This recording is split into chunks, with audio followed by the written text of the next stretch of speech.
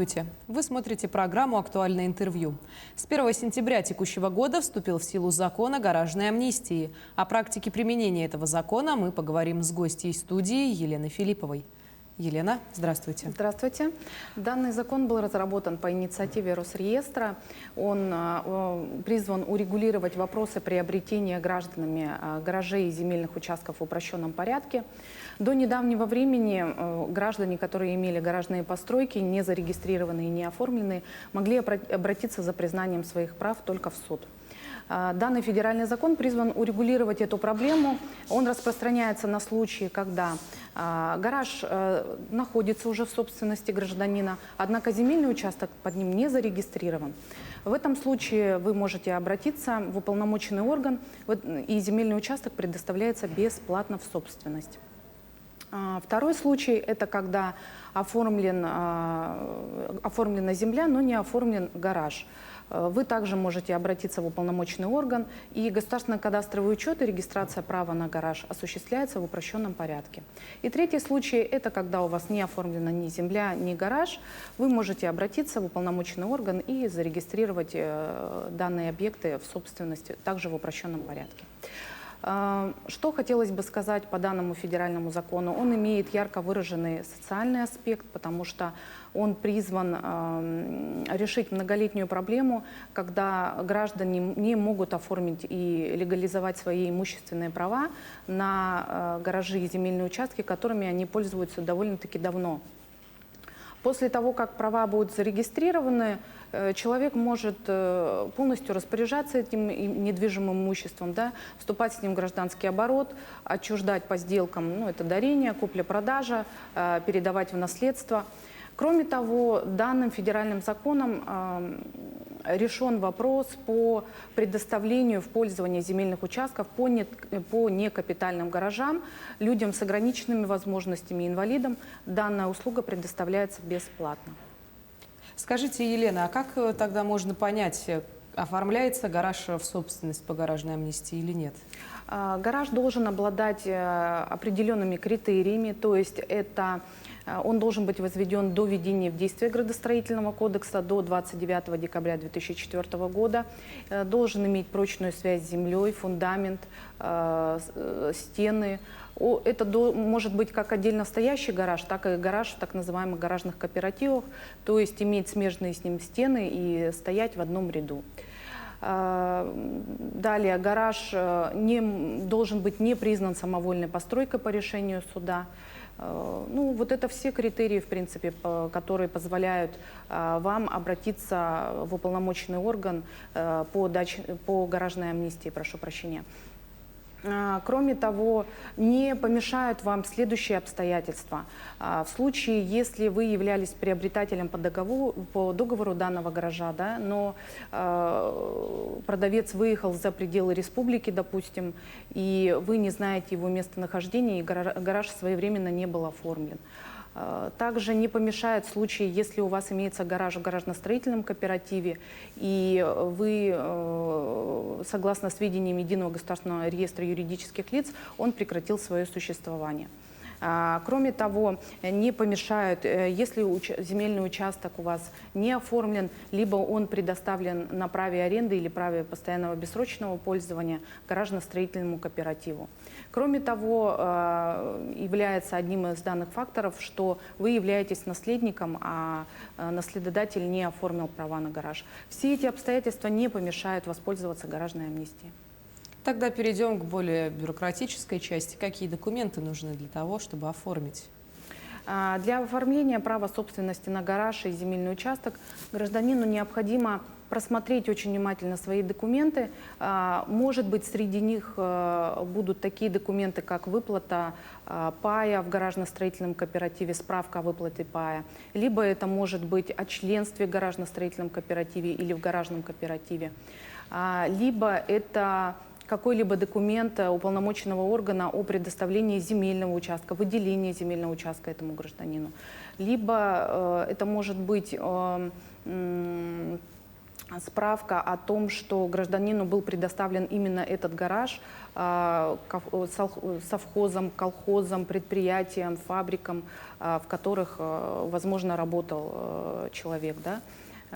То есть все вот эти документы, которые, по сути, являются и свидетельствуют о законности владения данным недвижимым имуществом.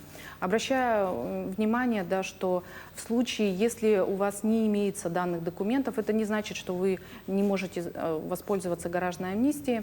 Дело в том, что 79-м федеральным законом предусмотрено случаи, когда региональные органы власти могут принять дополнительный перечень документов, по которому граждане могут оформить свои права на гаражи и земельные участки по дачной амнистии. Тогда давайте представим с вами такую ситуацию. Гражданин собрал все необходимые документы. Куда же ему обратиться? Мы рекомендуем обращаться в органы местного самоуправления, так как они производят первичный анализ документов, которые имеются у гражданина в наличии.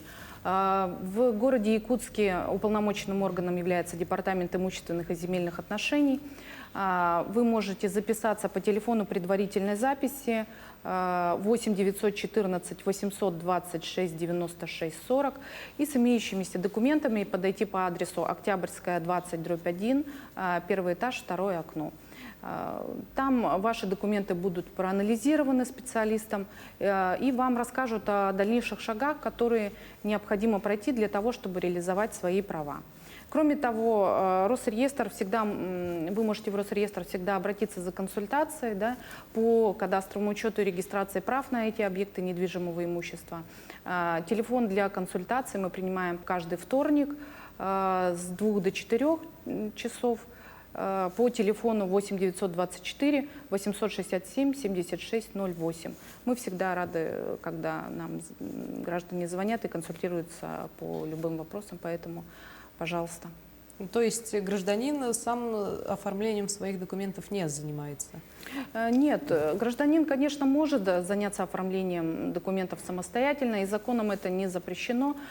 Просто тут имеется очень важное напоминание, да, и указано об этом в законе, что в случае, если гражданин обращается через органы местного самоуправления, органы государственной власти, да, то государственную пошлину за регистрацию права и государственный кадастровый учет в этом случае он не уплачивает, потому что органы государственной власти, органы местного самоуправления, они, согласно налогового кодекса, от госпошлины освобождены. Скажите, Елена, а при оформлении документов гражданин будет нести какие-либо финансовые расходы? В случае, если у гражданина не оформлен земельный участок и гараж, ему потребуется обратиться к кадастровому инженеру, члену саморегулируемой организации. В этом случае, конечно, небольшая финансовая нагрузка ложится на плечи гражданина. Но хотелось бы напомнить, что эта финансовая нагрузка, она будет не такой большой, если гражданин будет обращаться в суд.